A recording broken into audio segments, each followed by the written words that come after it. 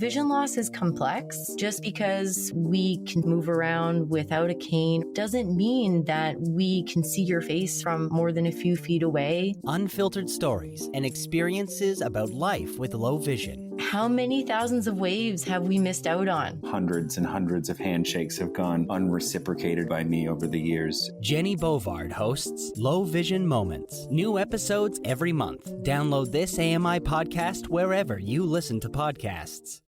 This is an AMI podcast. I'm Dave Brown, and this is a podcast version of AMI's morning show, Now with Dave Brown. Catch the live broadcasts weekdays from 9 to 11 a.m. Eastern on AMI Audio and AMI TV.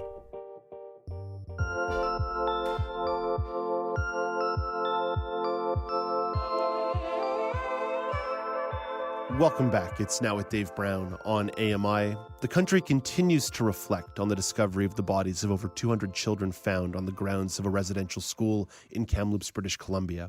Prime Minister Justin Trudeau says all Canadians have a role to play in reconciling the wrongs perpetrated against Indigenous Canadians through the residential school system. Any efforts to repair the terrible wrongs done by residential schools can only happen if every order of government takes action alongside Indigenous peoples. This is all of Canada's responsibility as we walk together on the path of reconciliation. Opposition Conservative leader Erin O'Toole says reconciliation requires more than just symbolic gestures. When I think of those 215 children, I think of the tremendous contributions they might have made had their futures not been robbed. The beautiful families they could have raised, the knowledge keepers, the remarkable Canadians they could have become. We owe it to each and every one of them to redouble our efforts today towards reconciliation and healing. For his perspective on this story and the broader political implications, we are joined by veteran political correspondent Craig Oliver, who joins us from Ottawa. Good morning, Craig. Good morning, Dave. Craig, before we discuss some of the political implications of this stories, what's your reflection on this discovery? More than anything I can think of, Dave, this whole series of events, and sadly more to come, has caught the conscience of the country. You'll remember that when Trudeau formed his first government in 2015, he made an important announcement.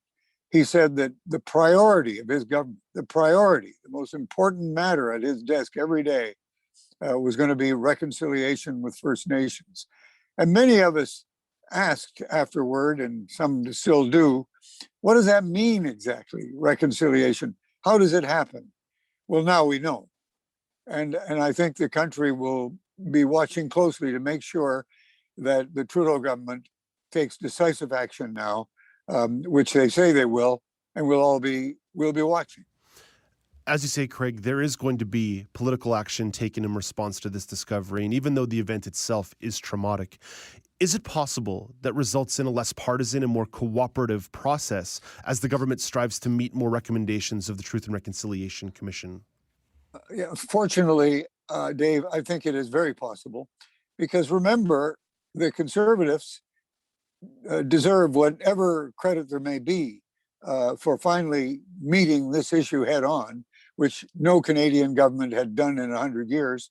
It was Harper who, if I'm right, it was 2008 in June of that year, he made the dramatic and historic announcement in the House of Commons, bringing many, many people to tears about the apology for the whole business of the schools. And that changed, I think, the country's mood about this whole issue. And then Trudeau followed, Harper followed that up by funding and putting in place the Sinclair Commission, which has been so historic, probably one of the most important commissions in Canadian history, the Trust and Conciliation Commission. And we, even in that report a few years ago, it talked then, and I think a lot of reporters missed this. A lot of us should have seen it. It talked about all of the missing children, and one of the reports written for it even said, where are the bodies buried? What is happening with this? The Commissioner Sinclair himself wanted to continue to follow that up. He went to the federal government for the money to do it, and he was told no.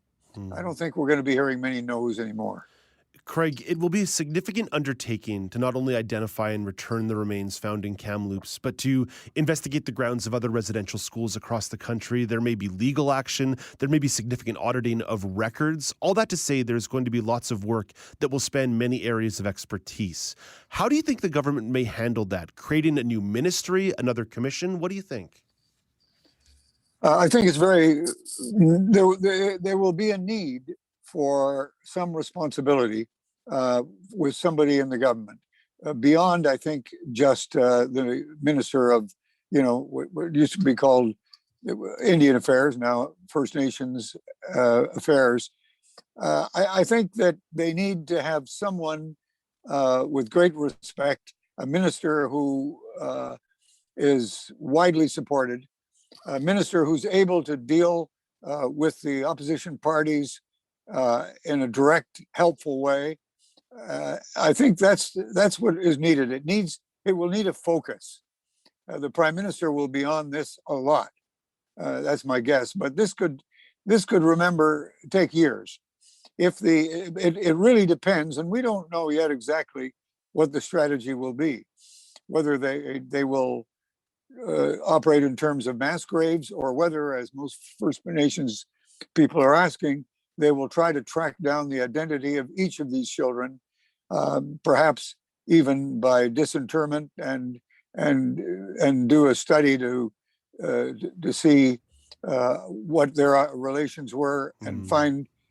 But all of that is very, very difficult and time consuming, and we're all going to have to be watching carefully to make sure our governments don't let this slide. But I don't, in this case, see how they can.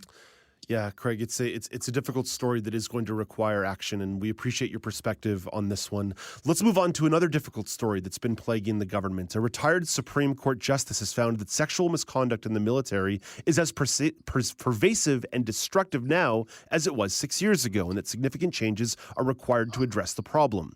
Maurice Fish's findings are contained in an, at times, scathing report that was tabled in the House of Commons yesterday. Defense Minister Harjit Sajjan says he accepts the findings, but that it will take some time to implement the report's recommendations.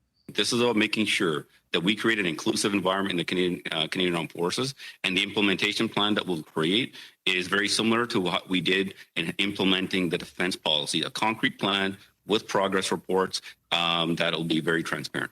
Craig, Minister Sajjan once again finds himself in the middle of this. I know this is a leading question. It's a little bit of irresponsible journalism, but if he's been at the post while the last report's recommendations were not properly implemented, how exactly is he positioned to implement these suggested reforms?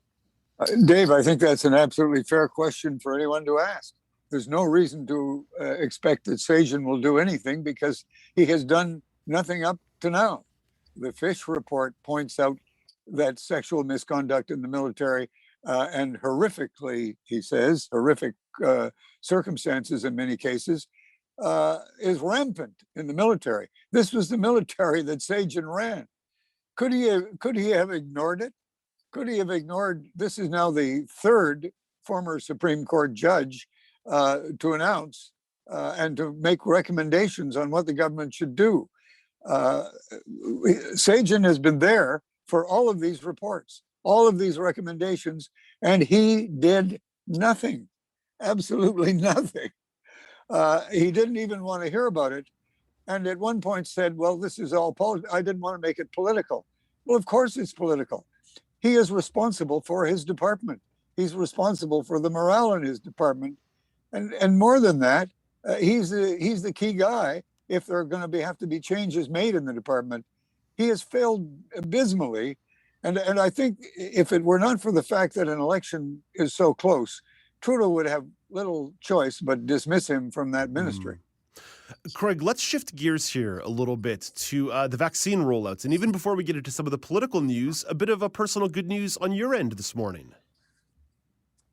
Yeah, I got my second shot today. Well organized. I think we were there and gone in about half an hour, 40 minutes. There was a slight delay at one point, but nothing bothersome. They were really ready to greet people. A lot of really smart young people there to help guide a lot of older people in particularly. But look, it feels pretty good to get that second shot done. I'll bet. And I hope as many Canadians as they can are going to do the same as soon as they can. I myself had a very positive experience when I went in a couple weeks ago as well. They were very gracious, very good to me, and I was very happy with my first shot as well. All right, Craig, let's jump into some of the news here. The National Advisory Committee on Immunization says people who got the AstraZeneca vaccine for the first dose can either be offered Pfizer-BioNTech or Moderna for their second shot. We've got some sound here from Chief Public Health Officer Dr. Theresa Tam acknowledging that the ever-changing recommendations on vaccine can be confusing for Canadians, but she says those recommendations must evolve as the science and research evolves. We'll get more data. And I think as we've seen, as Dr. New has said, when NACI recommended the initial interval recommendation, people were understandably had lots of questions, but we know that we have to monitor this on an ongoing basis. Craig, Dr. Tam is right when she says that science evolves. Even so, most Canadians are not scientists. How frustrated is the general population when it comes to changing vaccine guidance? I think the public can handle a change in vaccine guidance. They understand that this is science and circumstances, studies can change things as they go along. I think what has bothered them so much up to now has been the inconsistency.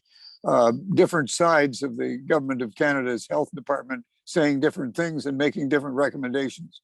In this case, they have been speaking as of one. They've avoided the kind of confusion that Canadians feel when they're not getting the message from all of the Canadian serious officials and scientists and doctors and the rest of them. So this time around, they seem to be pretty solidly in tune with what's happening. And they also know, Canadians will, and so do the scientists, that a number of other European countries now are mixing and matching without any serious problems. So I think Canadians who should feel pretty confident now that they can do it. Craig, we've covered a lot of negative news here in the last 15 minutes. Let's maybe change the tone, because despite some of the frustration with guidance, let's talk about the vaccine rollout more generally, because in the next day or so, Canada will pass the United Kingdom in terms of first doses administered per capita at 60%. That will make Canada number one in the G7 in that metric. But I've got more stats for you, Craig. Canada ranks 18 globally in doses administered per 100 people. How about this? Canada ranks 14th globally in total doses administered. So even in areas where we lag, like the number of people fully vaccinated, that number is beginning to trend upwards at a rapid pace as well. So sorry, Craig, that's a lot of numbers. I don't mean to turn this into stats class, but that's the context. And despite some struggles in January, Canada's vaccine rollout is emerging as one of the best in the world. How much of that is a credit to the federal government, provincial governments, and local public health units? Well, I think they've all performed pretty well. You and I have just been talking about that. I've had two experiences. You've had two experiences. Most people I know have had many. The problem has been the difficulty in some cases with the IT, with the people who don't understand how to get online and how to deal with online issues and when. That's been the problem. But in terms of the availability, I think the government started I think a little bit wonky. Overall, I think one of the things we need to remember is that this is, as we keep reminding ourselves, unprecedented. No government has ever had to do what the federal government did in terms of going around and buying all of these vaccination from so many different countries, negotiating, and then trying to get it all rolling across a very big country, including the Arctic. I think they've done a magnificent job in the high Arctic. Overall, despite the occasional difficulties, I think the delivery has been pretty good. But it was spotty at first, and that happens. Same with the provinces. I think that once they got a system going, once again, they've never had to do anything like this before. Quite, flu doesn't count in the same way. So I think most Canadians can feel pretty good about that. what has failed here has been the difference between the provinces that decided to open up and then shut down and open up and shut down in a very erratic way. And we're seeing the people paying the price of that. And now we're watching Alberta opening up in an extraordinary way. You know, can't wait for the Calgary Stampede, which I love, but should they really be opening with that? And so many other things that are similar. Many people, including a lot of doctors, are saying Alberta is making a mistake. Let's hope it isn't. So, Craig, I have to hold you to 90 seconds on this, but let's pick up on this in terms of the provincial reopening plan, because we did see last weekend Quebec having a lot of their policies eased. 2,500 people at a hockey game in Montreal, which then got put up onto national TV. I'm curious, when premiers see other provinces getting that opening going, maybe rapidly opening, getting parts of the economy going, how much of a political pressure does that create internally in their province when they're sort of looking at the greener pastures next door? Not as much as you might think. For instance, when other provinces were tightening up, Ontario didn't want to do it and waited far, far too long. Weeks late, and there were a lot of lives lost in respect to that. So I'm not so sure. A lot of these, Alberta, the same thing. Right there next to British Columbia, which has been really done a pretty terrific job in handling all of this. Alberta didn't decide to follow BC. So no, I don't think there's much copycatting going on. Maybe there should be more of it in some cases. Hey, Craig, always fun chatting with you. Thank you for your perspective today. We'll talk to you again next week. You will, Dave. Bye for now. You've been listening to Now with Dave Brown. Hit the subscribe button on any podcast platform and leave us a rating and a review.